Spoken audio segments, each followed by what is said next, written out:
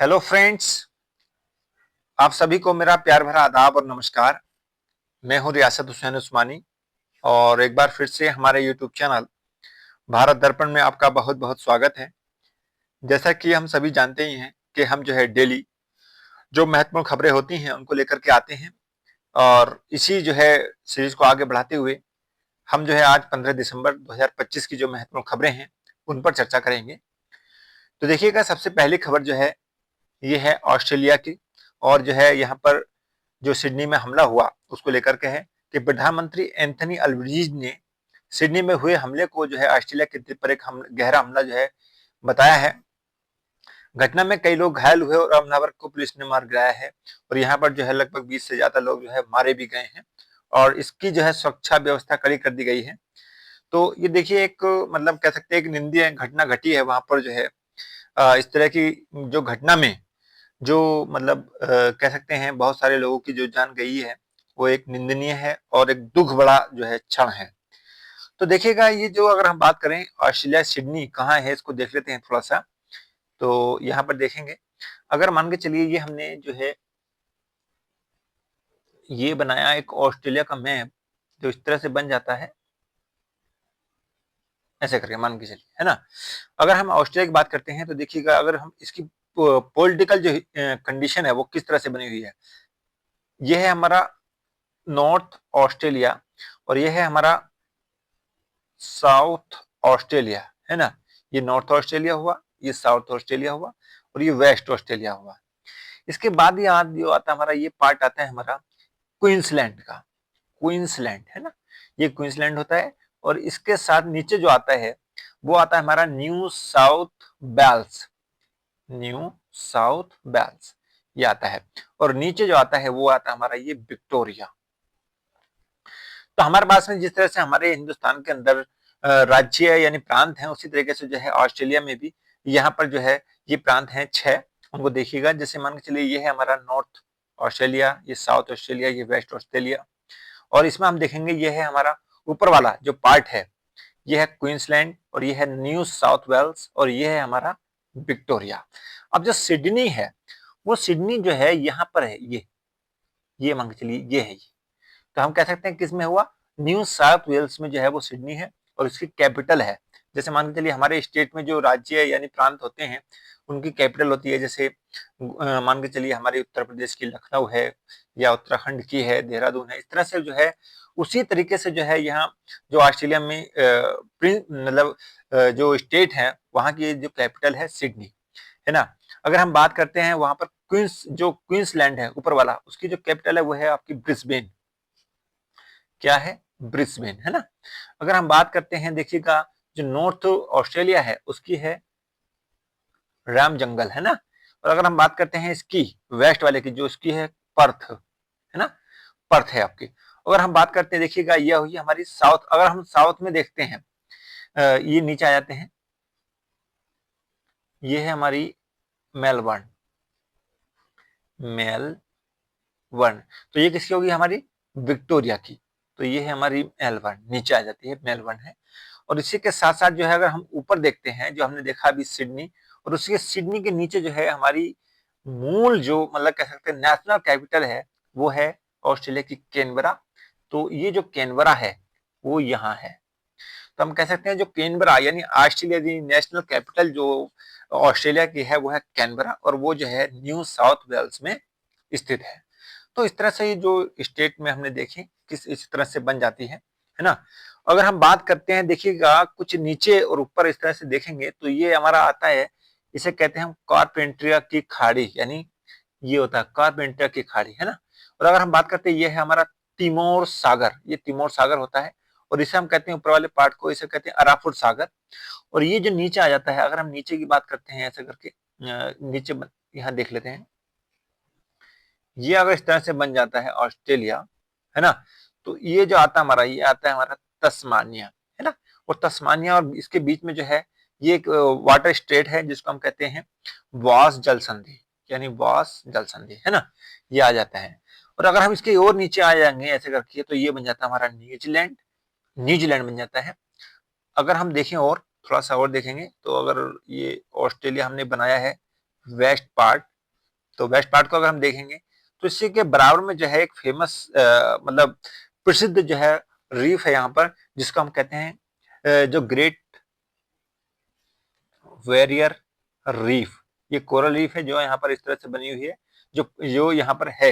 यानी हम कह सकते हैं कि ऑस्ट्रेलिया की जो पार्ट है, ऑस्ट्रेलिया का जो हमारा पार्ट आता है उसी में जो है बनी हुई है, पूर्वी पार्ट में।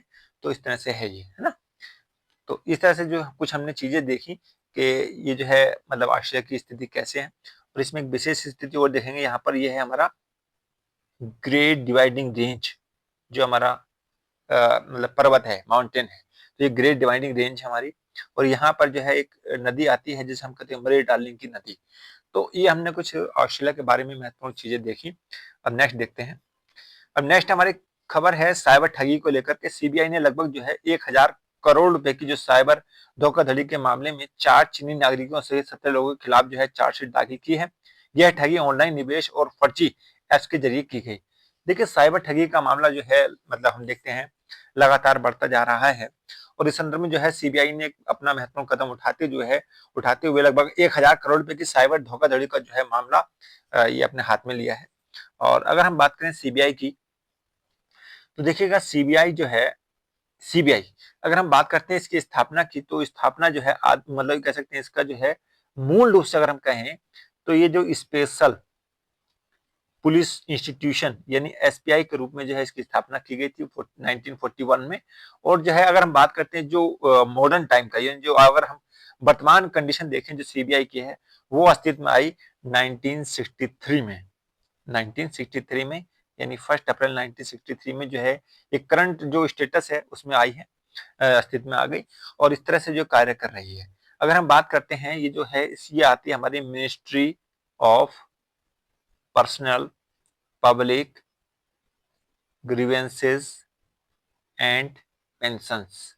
तो ये इस मिनिस्ट्री के अंतर्गत आती है और उसके अंतर्गत जो है कार्य करती है। अगर हम इसका जो है मेन ऑब्जेक्टिव देखें तो मेन ऑब्जेक्टिव क्या है इसका, ये जो मेन ऑब्जेक्टिव है हमारा होता है कि जितने भी चाहे वो भारतीय नागरिक जो है कहीं भी रहते हो, राष्ट्रीय स्तर पर या अंतर्राष्ट्रीय स्तर पर हो, तो उनकी जो है अगर मान लीजिए ऐसे मामले हैं, चाहे वो उच्च स्तरीय या अनसुलझे केस रहे हो, तो उनके संदर्भ में क्या करती है ये जांच करती है, इन्वेस्टिगेशन करती है, चाहे वो नेशनल लेवल पर हो या इंटरनेशनल लेवल पर हो। अगर नेशनल लेवल पर होते हैं तो वो अपने आराम से सुलझा लेती है। अगर इंटरनेशनल लेवल पर बात आती है तो इसमें जो है इंटरपोल इसकी जो है महत्वपूर्ण भूमिका निभाता है। इंटरपोल आपने नाम ही सुना होगा, इंटरपोल का, इंटरनेशनल पुलिस ऑर्गेनाइजेशन जो है उसकी बात करते हैं। तो ये जो है उसको मिलकर के कार्य करती है। अगर इसकी मान के चलिए ये जो है अगर इसके जो चेयरमैन है, वो चेयरमैन जो वर्तमान चेयरमैन है वो है प्रवीण सूद, है ना, प्रवीण सूद है, प्रवीण सूद। अगर इसका हेडक्वार्टर की बात करते हैं तो जो है हेडक्वार्टर है हमारा न्यू दिल्ली में, और इस तरह से कार्य करेगी। और सीबीआई की जो काम करने की जो प्रक्रिया अगर हम देखें तो इसमें जो है इसको दो बातें ध्यान में रखनी होती हैं। यानी क्या कि अगर जब ये काम करती है तो दो बातें कैसे ध्यान में रखती हो, जब जो है जांच करेगी किसी भी प्रकार की, तो इसको जो है केस जो हमारा स्पेशली जो केस होता है उसके बारे में क्या करती है, इसकी जांच लेती है, और मान के चलिए एक जनरल सामान्य परमिशन, ये जनरल परमिशन। तो इनको क्या होता है जब कोई भी कार्य करेगी तो उक्त राज्य में जो है, जैसे मान लीजिए किसी भी राज्य में काम कर रही है तो उसे जो है दो विशेष प्रकार की जो है सहमति होना आवश्यक होता है। एक तो केस जो स्पेशल केस है उसके बारे में जांच लेनी होती है कि भाई हम इस विषय में जांच करेंगे, और दूसरी बात जो है जनरल जो परमिशन है उसको भी लिया जाता है। तो ये क्या होती है, जब किसी राज्य में कार्य करेगी तो ये दोनों जो है सहमति यानी परमिशन होना इसके साथ में आवश्यक होता है, और ये बाय डिफॉल्ट इनके पास में होती है। यानी ये जो है सीबीआई हम कह सकते हैं कि किसी भी राज्य में जाकर के जो है ये अपना कार्य करती है, और बाय डिफॉल्ट जो है उनको केस विशिष्ट में यानी जो केस होता है उसमें, और जनरल जो परमिशन होती है उसको दोनों जो मतलब कह सकते हैं परमिशन है उसको बाय डिफॉल्ट होती हैं। लेकिन कभी कभी क्या होता है कि अगर केंद्र के साथ में राज्य का किसी विशेष मुद्दे को लेकर के अगर मान चलिए अनबन हो रही है या उनकी एजेंसियों को लेकर अनबन हो रही है, तो ये जो है कभी कभी क्या होता है कि वो जो स्पेशली स्टेट है तो वो क्या करता है उसको जनरली उसको जो है जो जनरल परमिशन है उसको जो है वो क्या कर लेता है, वैक कर लेता है। यानी उसको जो है परमिशन जो है उसको मतलब क्या कर देता है, खत्म कर देता है और वो बता करता है कि मान के चलिए कि आप हमारे राज्य में जो है किसी भी प्रकार की इस तरह की जो सीबीआई जांच है या सीबीआई कार्य है वो नहीं कर सकते। जैसे मान के चलिए पीछे हमने देखा था कि जो है वेस्ट बंगाल में भी ऐसा हुआ कि जब ऐसा देखा गया तो वेस्ट बंगाल ने जो है ये सीबीआई के कार्य करने की जो जनरल परमिशन थी उसको वापस ले लिया था, है ना। तो उसको संदर्भ में ये बात की गई है। तो जब ऐसा होता है तो अगर ऐसा कर लिया गया है तो फिर विशेष प्रकार की जो है उसको सहमति लेनी पड़ेगी, तभी जाकर जो है वो उस राज्य में कार्य करेगी, है ना। तो ये बात आती है। तो ये अगर हम बात करते हैं सीबीआई जो है, सीबीआई मान के चलिए भ्रष्टाचार हुआ या ऐसे अनसुलझे मुद्दे हैं जिनको जो है सामान्य पुलिस नहीं सुलझा पा रही है तो इसको कार्य करती है। अच्छा नेक्स्ट देखते हैं। नितिन नवीन का बयान है कि भाजपा नेता नितिन नवीन ने कहा है कि उन्होंने सपने में भी नहीं सोचा था कि भाजपा सरकार की बनेगी और उन्होंने राजनीति में आए बदलावों पर टिप्पणी की। ये सामान्य सी खबर है, वो ज्यादा ध्यान देने की बात नहीं है। अच्छा नेक्स्ट देखते हैं। राहुल गांधी का बयान क्या है। राहुल गांधी ने कहा है कि चुनाव आयोग सरकार के साथ खड़ा दिख रहा है और उन्होंने चुनाव प्रक्रिया की निष्पक्षता पर जो है सवाल उठाए हैं, है ना। और साथ ही साथ देख लेते हैं नीचे और क्या है। कांग्रेस ने कहा कि भाजपा ने लोकतांत्रिक संस्थाओं का दुरुपयोग किया है और जनता को गुमराह भी किया जा रहा है। तो देखिएगा ये राहुल गांधी जी का जो मतलब एक बयान है उसमें कह रहे हैं कि जो है जो वर्तमान की जो भारतीय सरकार मतलब कह सकते हैं केंद्र में सरकार है वो अपनी जो लोकतांत्रिक संस्थाएं हैं उनका दुरुपयोग कर रही है। जैसे मान के चलिए अभी ये कह रहे हैं कि जो है चुनाव आयोग है उसकी बात कर रहा है, या फिर मान के चलिए समय समय पर जो है बयान देते रहते हैं कि मान के चलिए कि सीबीआई अपना जो है इस तरह से कार्य कर रही है कि जिससे उसको वो जो है स्पेशली मतलब भाजपा के लिए बनी हो। तो इस तरह से जो है ये उसकी जो है निष्पक्षता पर सवाल उठाए जा रहे हैं। तो ऐसा देखा गया है। अच्छा अगर हम थोड़ी सी बात कर लेते हैं यहाँ निर्वाचन आयोग की, क्योंकि देखिए निर्वाचन आयोग जो है इलेक्शन कमीशन, है ना, इलेक्शन कमीशन ऑफ इंडिया जो है ये क्या है, कॉन्स्टिट्यूशनल बॉडी है यानी संवैधानिक बॉडी है। और जिसका जो है मान के चलिए जो संविधान में है वो इसका कहाँ तक उल्लेख है, 324 से लेकर 329 तक इसका उल्लेख मिलता है ना, यानी दिया गया है। और जो है ये जो कार्य करता है, अगर मान के चलिए कार्य करने का जो इसका मतलब कह सकते हैं बेस है वो क्या है, PRA 1950 और PRA 1951, दो एक्ट हैं जिसके आधार पर जो है ये कार्य करता है, यानी पब्लिक रिप्रेजेंटेटिव एक्ट 1950 और पब्लिक रिप्रेजेंटेटिव एक्ट 1951। ये दो जो कानून है उनके आधार पर कार्य करता है और उसी आधार पर कौन सी प्रावधान किए गए हैं, जैसे मान के चलिए कि वो क्या कार्य करेगा। जैसे अगर हम बात करते हैं एक थोड़ी सी यहाँ एक ब्रीफली कर देते हैं। अगर हम बात कर चलते हैं PRA 1950 की बात करें तो इसमें क्या होता है, वोटर लिस्ट तैयार करेगा, यानी जो इलेक्शन कमीशन का क्या कार्य होगा कि वो वोटर लिस्ट क्या है वो बनाएगा, एक महत्वपूर्ण कार्य ये होता है। एक क्या होता है कि जो परिसीमन है, यानी जो हमारे परिसीमन होता है उसको बनाएगा, है ना, परिसीमन परिसीमन करेगा। और साथ ही साथ जो है सीटें जो होती हैं सीट सीट का एलोकेशन करेगा। ये जो है 1950 के जो एक्ट है उसके आधार पर जो है कार्य करेगा और ये वोटर लिस्ट बनाएगा। और जो है मान लीजिए जो परिसीमन है उसको तय करेगा और सीटों का सीमांकन करेगा और उनकी संख्या तय करेगा। तो ये PRA 1950 में। अगर हम बात करते हैं PRA 1951 की, तो इसमें क्या क्या है, इसमें देखिए मशीनरी होती है, यानी मशीनरी में मान के चलिए वो किस प्रकार से कार्य करेगी, या मान के चलिए आचार संहिता है उसको लगाना, है ना, किस प्रकार से कोई कार्य करेगा, या कोई जो ऐसा जो राजनीतिक कोई भी संगठन है उसको जो है किस प्रकार से सिंबल दिया जाएगा, कैसे कार्य करेगी, कितने कार्य लोग कार्य करेंगे। तो इस तरह से जितनी भी बची हुई मशीनरी है वो PRA 1951 में आ जाती है ना। अगर कोई मान के चलिए कोई भी ऐसा जो कह सकते हैं जो मतलब चुनाव में खड़ा हुआ व्यक्ति है, अगर वो किस प्रकार से कोई गलत कार्य करता है तो इसके मतलब उसके विरुद्ध जो है कोई कार्य कानूनी कार्रवाई की जाएगी तो किस प्रकार से की जाएगी, ये सब प्रावधान जो है 1951 में यानी PRA 1951 में दिए गए हैं, है ना। तो ये बात यहाँ पर आती है निकल करके। अगर हम बात करें ECI की तो देखेंगे ECI जो है क्या है, इसमें देखिए मुख्य रूप से जो है इसमें एक तो होता है चीफ इलेक्शन कमीशन, है ना, यानी चीफ इलेक्शन कमिश्नर होता है। और इसके साथ साथ जो है इलेक्शन कमिश्नर भी होते हैं, एक और एक दो, यानी दो EC भी होते हैं और एक जो है चीफ इलेक्शन कमिश्नर भी होता है। यानी कुल मिलाकर जो है 3 व्यक्ति होते हैं जिसमें मुख्य चुनाव आयुक्त और चुनाव आयुक्त एक और चुनाव आयुक्त दो, ये 3 जो होते हैं इनको जो है प्रेसिडेंट जो है क्या करता है, अपॉइंट करता है।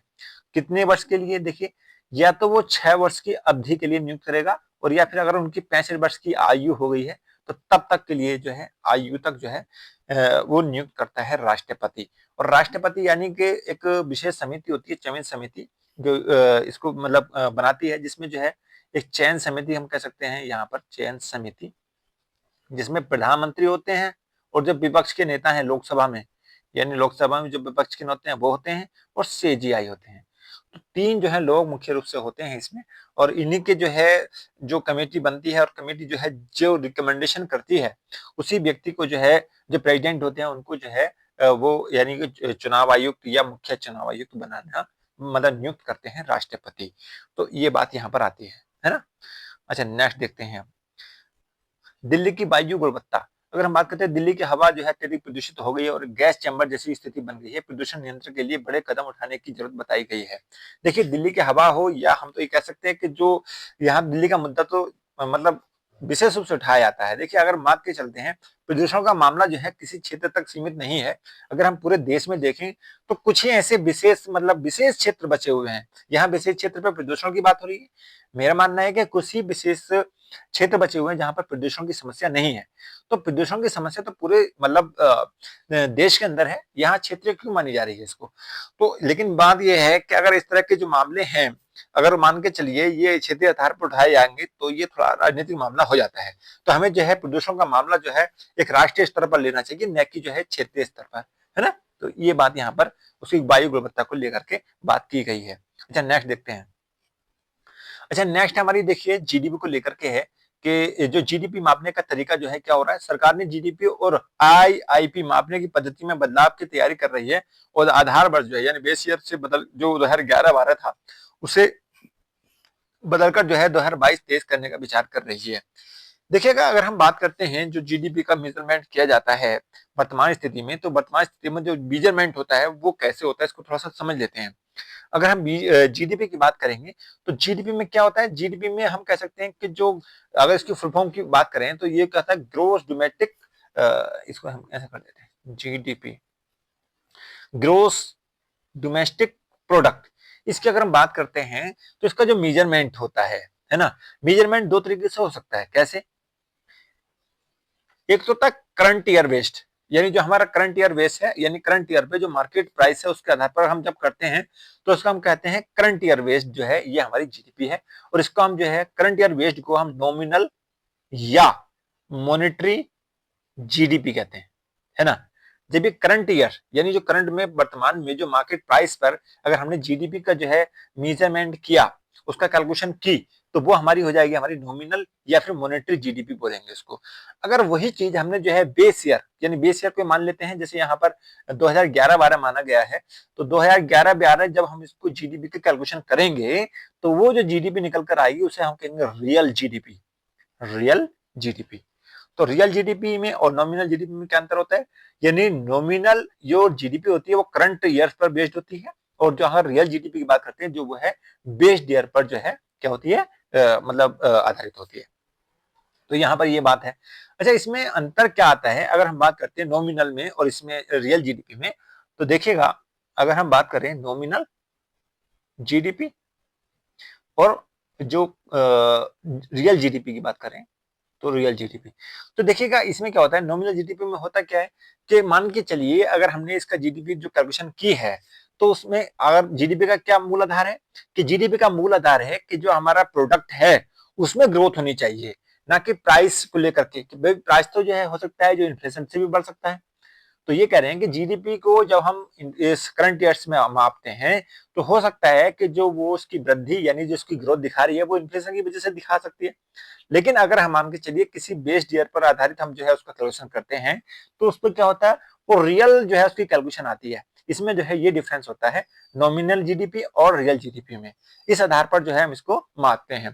देखिए, अगर हम बात करते हैं सामान्य रूप से जब हम किसी अखबार में या किसी न्यूज में हम जब जीडीपी की बात करते हैं तो वहां जीडीपी ये वाली रियल जीडीपी नहीं बात करते, यहाँ पर जो है नॉमिनल जीडीपी की बात करते हैं, है ना।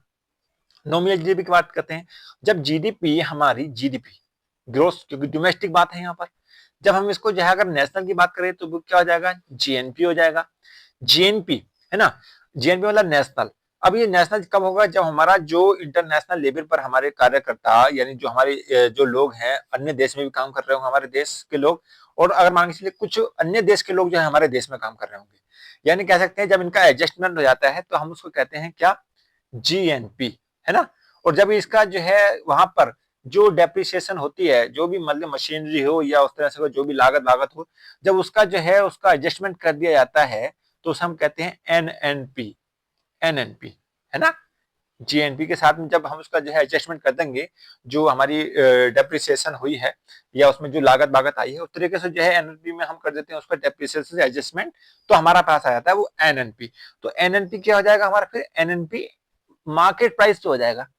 यानी एनएनपी मार्केट प्राइस का मतलब ये होता है कि जो हमारी एनएनपी है उसे हम क्या कहेंगे, फिर वो हमारी एनएनपी नॉमिनल मॉनेटरी एनएनपी हो जाएगी। और नॉमिनल जो या हम कह सकते हैं मॉनेटरी एनएनपी है उसी को हम जो है राष्ट्रीय आय यानी नेशनल इनकम कहते हैं, है ना। इसको जो सामान्य राष्ट्रीय आय होती है नेशनल इनकम, उसी यही होती है एनएनपी एमपी, है ना। अगर हम बात करते हैं एनएनपी एमपी को, एनएनपी एमपी यानी मार्केट प्राइस पर जो हमने एनएनपी निकाली है उसको हम क्या कहते हैं सामान्य रूप से, यानी नेशनल इनकम कहते हैं। जब यही नेशनल इनकम में से अगर मान के चलिए जो हमारे जो अप्रत्यक्ष कर हैं, है ना, शुद्ध अप्रत्यक्ष कर, नेट नेट की बात करें हम, नेट अप्रत्यक्ष कर जो है अगर हमारे इनको जो है माइनस कर दिया जाता है तो हमारे पास में आती है फिर वो क्या, शुद्ध राष्ट्रीय आय, शुद्ध राष्ट्रीय आय यानी नेशनल नेट इनकम आ जाती है वो। तो इसको जो है नेशनल राष्ट्रीय इनकम यानी जो शुद्ध राष्ट्रीय आय होती है उसी को हम कहते हैं एनएनपी और एफसी। ये हमारी निकल कर यानी फैक्टर कॉस्ट पर निकल कर जो आती है वही हमारी होती है शुद्ध राष्ट्रीय आय। तो इस आधार पर जो है ये कुछ इनका मेजरमेंट यानी कैलकुलेशन किया जाता है और यही प्रक्रिया जो है चलती रहती है। अच्छा नेक्स्ट देखते हैं। नेक्स्ट है हमारी खबर निवेश सुधार को लेकर के कि निवेश वृद्धि के उद्योगों और स्टार्टअप को आसान नियमों और सुधारों का प्रस्ताव दिया गया है। देखिए अगर हम बात करते हैं निवेश की बात करें तो देखिए निवेश हमारा जो है चाहे वो नेशनल स्तर पर हो या इंटरनेशनल स्तर पर हो, हमारे देश में जो है निवेश जो है अगर हम उसकी वृद्धि की बात करते हैं उद्योगों और स्टार्टअप को आसान नियम बनाने होंगे और उसमें जो है सुधार लाना होगा, तभी जो है हमारे देश का जो है निवेश जो है वो बढ़ेगा, ये इसमें बात की जा रही है। अच्छा नेक्स्ट देखते हैं। नेक्स्ट हमारी सामान्य सी खबर है कि जो सोना चांदी बाजार को लेकर के रत्न और आभूषणों का निर्यात लगभग 20% बढ़कर जो है 2.5 अरब डॉलर तक पहुंच गया है। देखिए अगर हम बात करें जो एक्सपोर्ट इंपोर्ट की, वो हम पहले ही बात कर चुके हैं, मतलब दो दिन पहले कि जो है किस प्रकार से हमारे जो निर्यात आयात है उसमें होता है और जो वर्तमान कंडीशन है वो क्या है, तो इस पर हम चर्चा नहीं करेंगे अब। अच्छा नेक्स्ट देखते हैं।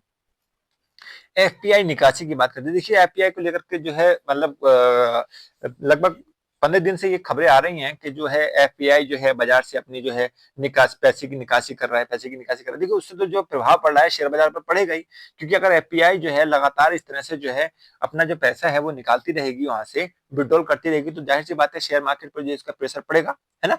तो जैसे कि हम देख चुके हैं कि एफपीआई जो होता है, जैसे हमने कल भी बताया था, इसको थोड़ा सा और बता देता हूँ।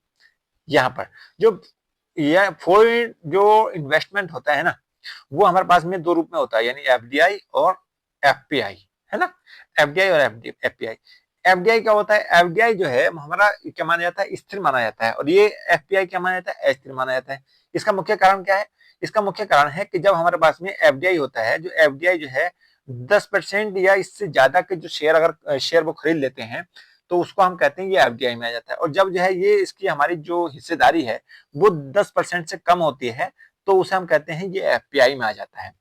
अब जब 10% से ज्यादा अगर उससे हिस्सेदारी खरीद ली गई है तो उसकी जो है कंपनी का कंट्रोल, उसका जो है सुपरविजन या बहुत सारे जो है उसके पास में अधिकार आ जाते हैं, जिससे जो है वो जो मतलब चाहे वो इंस्टीट्यूशन हो या चाहे वो व्यक्ति हो तो वो क्या करते हैं, वो आसानी से जो है इस चीज से बाहर नहीं निकलते हैं, इसलिए इसको जो है स्थायी माना जाता है।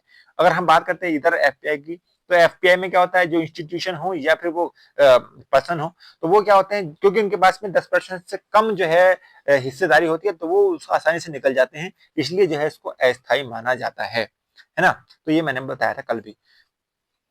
इसमें जो है अगर हम एफपीआई की बात करें तो एफपीआई में दो चीजें आती हैं, जैसे मान के चलिए हम एक को कहते हैं एफआईआई और एक को कहते हैं एफक्यूआई। एफआईआई का मतलब क्या होता है, यानी फॉरेन जो इंस्टीट्यूशन होने यानी फॉरेन इंस्टीट्यूशनल इन्वेस्टमेंट होता है, और फॉरेन क्वालिफिकेशन क्वालिफाइड ये जो होते हैं व्यक्ति होते हैं, है ना, उनको लेकर के आता है हमारे पास, है ना। इन्वेस्टमेंट। तो जो हमारे ये व्यक्ति से संबंधित है यानी पर्सन से, और ये जो हमारे इंस्टीट्यूशन से संबंधित होता है।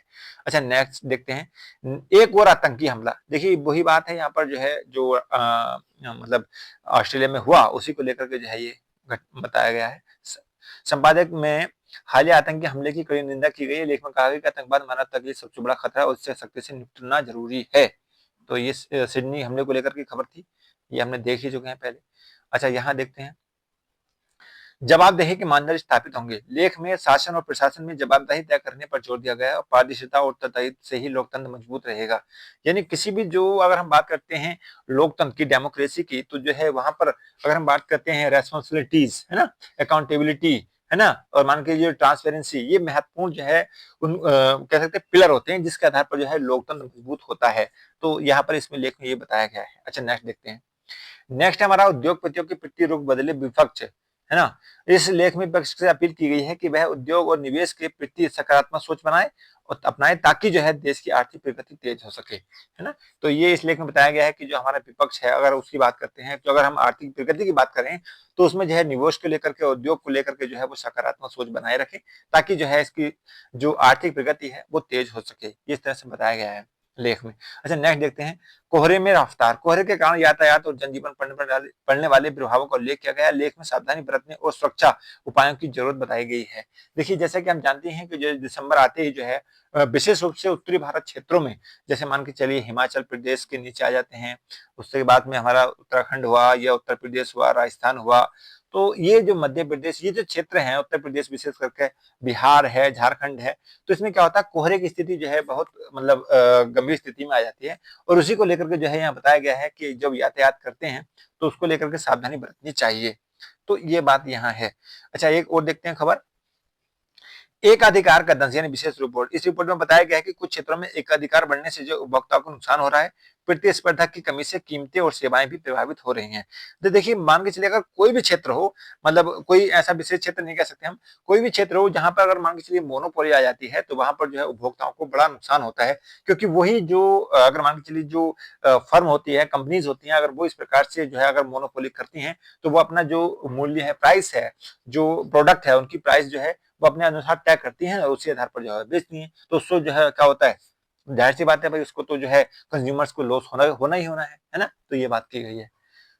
अच्छा सीसीआई को मजबूत करने की जरूरत है। लेख में कहा गया कि प्रतिस्पर्धा आयोग को जो है अधिक सशक्त बनाकर एकाधिकार पर रोक लगाई जानी चाहिए। जैसे कि हमने पीछे भी देखा कि अगर इस तरह की जो कंपनियां हैं और काम कर रही हैं मोनोपोली के साथ में, तो सीसीआई का ये मतलब क्या करे, उसका जो है ये मतलब कह सकते हैं उसका महत्वपूर्ण कदम होना चाहिए कि उसको जो है क्या करे, उस पर रोक लगाए और इसको जो है हमें अधिक मजबूत बनाना पड़ेगा प्रतिस्पर्धा आयोग को, है ना।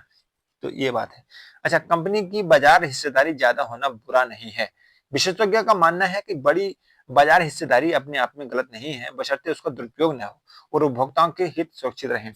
यानी कंपनी की बात कर रहे हैं, चाहे वो ये कह रहे हैं, इसमें विशेषज्ञ का मानना है कि बड़े बाजार हिस्सेदारी अपने आप में गलत नहीं है, बशर्ते उसका दुरुपयोग नहीं होना चाहिए।